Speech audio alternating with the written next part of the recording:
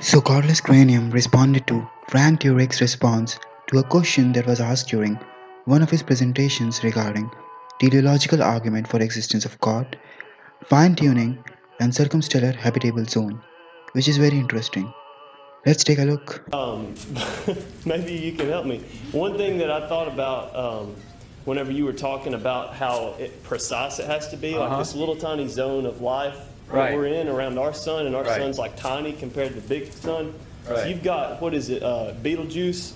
That big old sun, it's so much bigger than our little tiny sun. So I feel like that zone of life that's in orbit around that sun is probably like so much bigger than ours. So a planet our size could fit in that and have lots of room to live.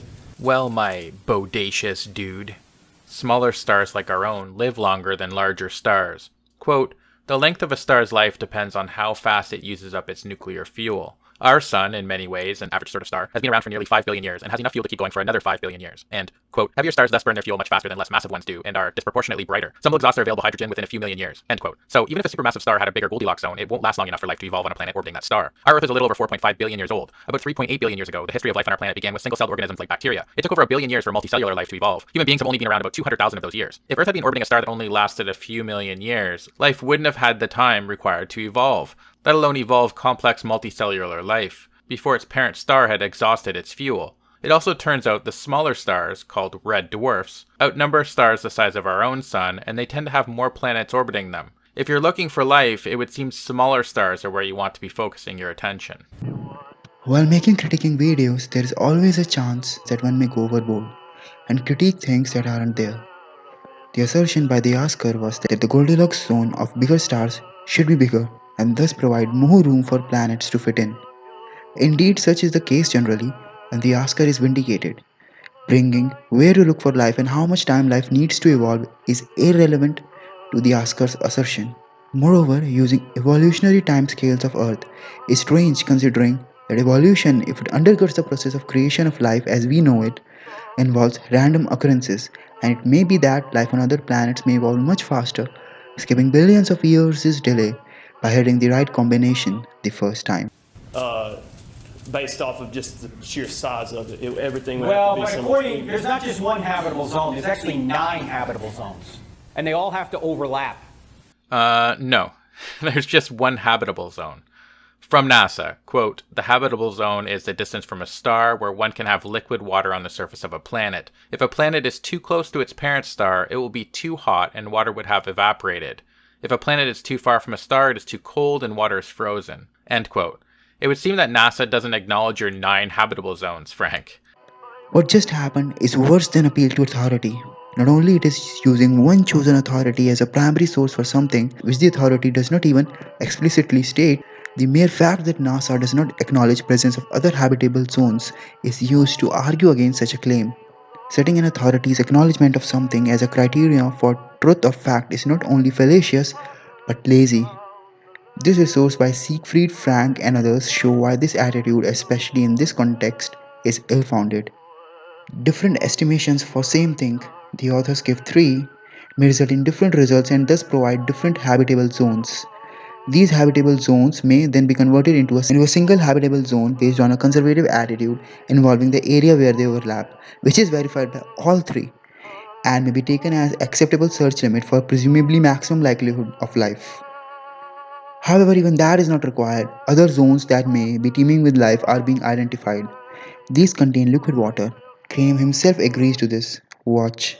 However, some scientists are starting to make noises about changing the definition of what is and isn't a habitable zone. Many of the planets that are further away from their parent star can still have water, although much of it is frozen, and beneath the frozen crust it's possible that life might exist.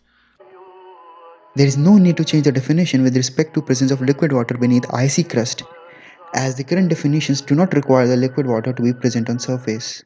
It's also true that we tend to look for other things besides whether or not a planet sits within a Goldilocks zone, such as whether the planet has a viable atmosphere. Small changes, such as the difference between the composition of our crust and a planet like Mars's, can mean the difference between a planet teeming with life and a seemingly dead red planet, even though both technically sit within the habitable zones of our sun. As the definition of a habitable zone may be fulfilled by these zones containing liquid water and possibly life, yes, there are potentially other habitable zones too. But Frank's main point seemed not to be just about the zones with liquid water, the technical term for which is circumstellar habitable zones, but also those zones that can potentially support life.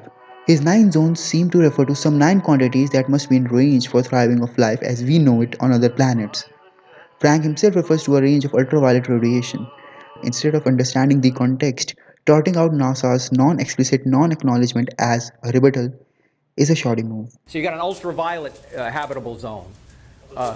Yeah, it's there's a very small window in which you can fit a planet that could have life on it as we know it. Awesome. So, let me mention one other thing. I know some people think, well, you hear, well, if God exists, there's a lot of wasted space out there, right? A couple of responses to that. You don't waste anything if you're God because you have infinite resources, so nothing's wasted. Right, but why bother creating a universe the size of ours if the most important aspect of that universe, us, is microscopic in size? Because it is not bothersome for God to create such a big universe. And even if it was bothersome to create such a big universe, asking why God created it when the most important aspect of it is microscopic in size is like asking a man as to why he is working to buy that new phone when children are most important aspect of his life. People may have more than one priority. One of the things that really bothers me about a lot of religions is that they arrogantly assert that we're more important than we are. That's not to say that I don't think we are valuable. I do. I think it's a beautiful sentiment that we are a part of the universe, and as such, our consciousness is like the universe becoming aware of itself. But to pretend that billions of stars and planets were made by a God that cares deeply about each and every one of us is just pure fantasy.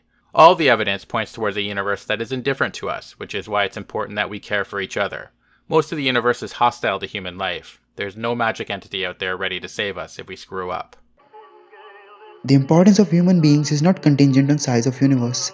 The fastest 100 meters runner does not become less fast if the area of his country becomes 100 times. His importance is only contingent on the fact as to how many other individuals possess same qualities as him and to the same or superior degree. As far as we know, the gap between humans and the most advanced ape that is not human is huge, and such is reflected in many fields like science, art, spirituality, and morality. If we are the only species to have such qualities in the entire universe, we are special, no matter how big and hostile the universe may be. Secondly, the majesty of the universe cries out to God's nature, or actually brings forth in our minds the awesomeness of God's nature. Why would a God that is all-powerful and that supposedly values our worship and belief in its existence rely on second-rate evidence? The questions that begin with "why would God" are strangely worded. Not only the questioner seems to think that he grasps what God would be thinking, but they are an attempt to create God in one's own image. You just admitted that this being can't be wasteful because it has infinite resources, so why not produce something that will convince each and every one of us? This being would know exactly what would convince me, and it could produce it without cost to itself. It would take no effort whatsoever. It could beam knowledge into my head instead of relying on primitive books, or the charlatans that pretend to know what this being would want of us. We wouldn't need Frank Turek to explain the motivations of this being, because we would all know. We would all understand what this being required of us. The answer is obvious, because one of the main criteria of fellowship is commitment from both sides. If people who really search for God are the only ones who find Him, it is almost guaranteed that they will do so to be in fellowship with Him. They choose Him not because they fear or hate Him, because if they do that, they will try instead to believe that He does not exist and will not try to find Him. And will you, Cranium, if God proves His existence to you, will accept His fellowship, His morality, and will worship Him? By the way, we use the word awesome too much. We say, hey, awesome shirt, dude, awesome shot, dude. No, the only thing that's awesome is God. Not really, Frank. Learn the English. Even the examples in the dictionary don't mention a god. Yep, he did it again. Not only Cranium used dictionary in a prescriptive form to make some people go crazy, he actually used the example for prescription. How extremely inspiring cannot be just reserved for God if He is the efficient cause, directly or indirectly, of everything. That is like saying to a person who says there is only one politician in primaries who is good, or there is only one ruler in history who is awesome, that he is wrong because of definition. The worst thing is to argue that God is not the only awesome being because dictionaries mention other awesome things in examples. So no person cannot believe that atomic bombs and the band, whichever the dictionary is referring to, are awesome. I wonder what would happen if they put a quote about cancer therein. Cancer will be awesome. And I mean, imagine if the universe stopped at the cloud tops. We'd look up and go, this is no big deal. But when you look up and you see stars equivalent to grains of sand on all the beaches on all the Earth, and to go from one star to another star going 5 miles a second will take you over 200,000 years, you get an idea of what infinity is, right? Again, a god of infinite power could give us an idea of what infinity is without using second-rate evidence. It could beam that knowledge into our heads. As it stands, numbers start to lose meaning once you start talking about truly huge numbers. If someone tells me I'll be tortured for 50 years, I can understand what that will mean. If someone says you'll be tortured for 100 billion years, I can't quite wrap my mind around what it would be like to be tortured for 100 billion years. Sure, I know it's a long time, but the concept is lost on me somewhat. When people talk about infinity, like when they say they're going to live forever, I don't think they truly grasp what it would be like to actually live forever. Imagine thousands, millions, or billions of years doing the same old things. I think you'd quickly become bored. Life would become tedious. I think we'd all like to live a little longer than we currently do, but I don't think we'd actually want to live for eternity if it were being forced on us. So Cranium is refusing eternal life, I guess. Okay. Also, I think when atheists say there's a lot of wasted space out there, even if they're right about it, let's say there's wasted space and there's no life out there. Let's suppose you're walking through the desert, miles and miles of desert, and you find an iPhone just sitting there. You could say, well, there's a lot of wasted space around this iPhone, but you'd still have to explain why the iPhone's there, right? The iPhone is a manufactured piece of equipment. It isn't a life form. The point of analogy is comparison. Of course, one cannot give an analogy involving a living thing to argue for something involving living things that would be arguing based on some sort of induction. The whole point of analogy is to drive home a principle using an analog that is more comprehensively related to the underlying principle. Second, deserts aren't wasted space. They might not be teeming with iPhones, but they are full of life. Second analogy failed. In this analogy, iPhones are equivalent to life and deserts to the universe, and thus deserts are wasted space because they lack many iPhones. Bringing life again into the equation is literally begging Frank to make a circular argument. Third, atheists don't have to explain where life came from. We can just say we don't know, but we will continue to investigate. Maybe we'll figure it out and maybe we won't. Just because you have a primitive, made-up fantasy tale that asserts to know the answer, doesn't mean it's a plausible one or that we should take it seriously. This is how you make atheism anti-philosophy. The whole point of philosophy is to form beliefs about unknown things, using reasoning to take reasonable stand on matters yet not proven. While some atheists subscribed to beliefs in other things that are not proven, like ghosts, aliens, transhumanism, maybe astrology, if atheists consistently take that position regarding all things which they don't, that would make them merely larpers of much philosophical reasoning. For such criteria limits all attempts to ponder about unknown and form beliefs about it, thus making much of the philosophy and intellectual thinking useless in absence of proof. In other words, the atheists are concentrating on the wrong thing. They're concentrating on the area where there's no life. But they still have to explain why there's life where it is. Why is there life where it is? Even if there are miles and miles of nothing but sand, they still have to explain why that iPhone is there.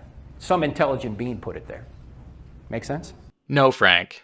Many of us are concentrating on the truth. We don't jump to conclusions because our superstitious, ignorant ancestors thought a magic being that sits outside of space and time did the things they couldn't understand at the time. And this is the final admission. Cranium is concentrating on truth, yet he has already decided that Bible is fantasy, that the superstitious and ignorant ancestors made up God to explain things that they could not understand. This is not just lack of belief, this is a belief about a lot of things. Hence Cranium's complaint about not enough evidence, and so of many atheists, is rather unappealing. True claims may lack evidence in their favor, but if your epistemology leads you to adopt false claims based on evidence, that is the fault of your epistemology.